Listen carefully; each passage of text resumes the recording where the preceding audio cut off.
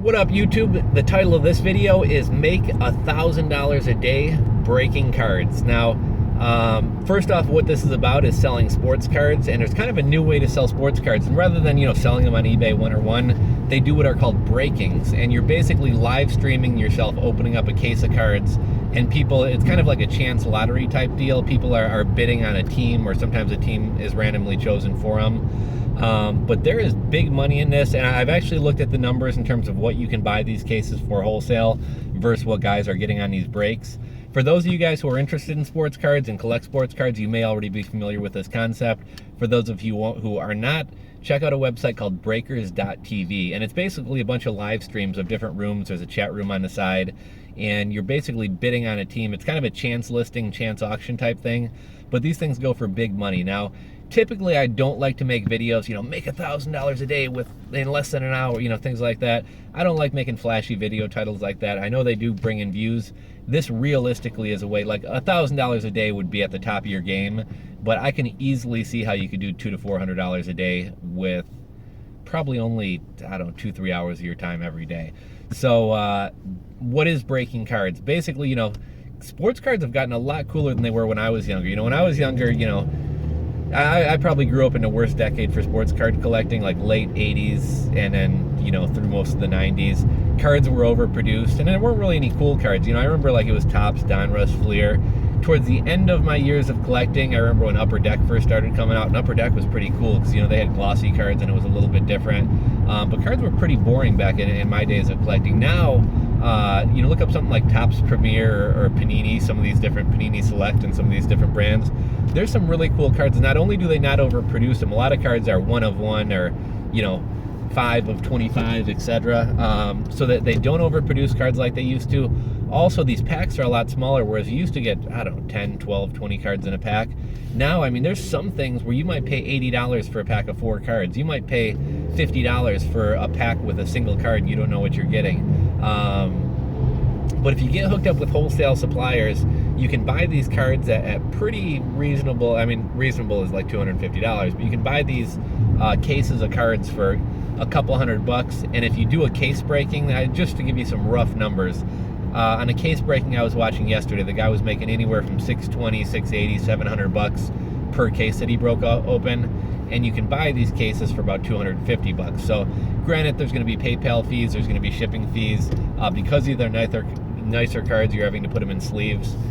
So there are a few other expenses that come out, but really, not everybody who joins the auction or breaking, so to speak, is even going to get a card, only if their things are drawn. So, you're probably looking at like $30 worth of shipping, maybe $20 worth of cases, if that, and then some PayPal fees. So, this guy was making $680 off a single breaking, and it was probably costing him, say, $250. I will say $300, maybe $320. So there's definitely money in it. The guy I was watching was really dragging out the breakings out. Like, his breakings were taking 2 to 3 hours. Some other people whipped through them much quicker. But check it out. Look into case breaking. I probably haven't been into collecting sports cards in 15, 20 years. So I'm kind of out of the loop, and I don't really pay attention to sports either. So I'm kind of out of the loop in terms of who good players are.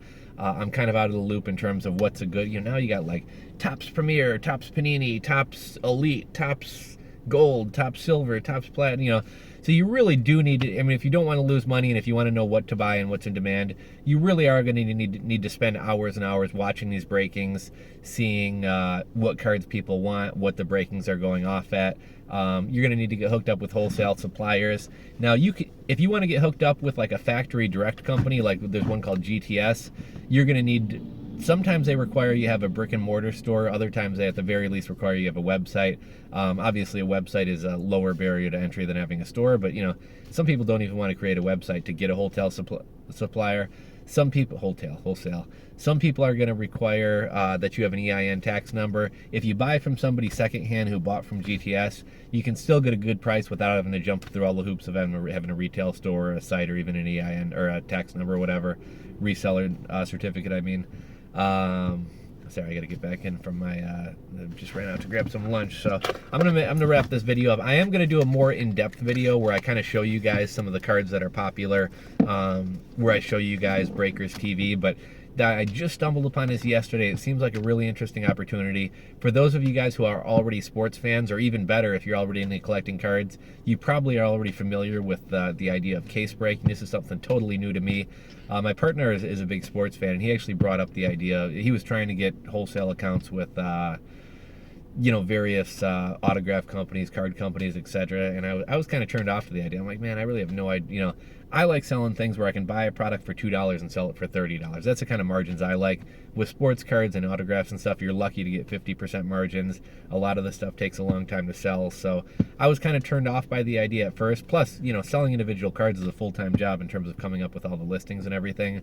But when I learned about this case breaking thing, you can go through a whole case in one sitting, and you pretty much triple up on your money from what I've seen. So I still have to do some researching and investigating myself, but it looks really promising, so I wanted to turn you guys onto it. If it's something you're interested or have questions about, feel free to ask them below. Like I said, I'm just getting my feet wet in this, so maybe somebody, I'll try to answer to the best of my ability. Maybe somebody else who's actually into card collecting can shed a bit more light on it. But this is a really exciting opportunity in my mind. Like I said, you are probably going to have to invest hundreds, if not maybe a couple $1,000s. You are going to have some knowledge or educate yourself on this, and it is going to take some time, but I think there's big money in it. So if you enjoyed this video, give me a thumbs up. If you're not subscribed, click that subscribe button just below. Check back for more videos, and we'll talk to you later.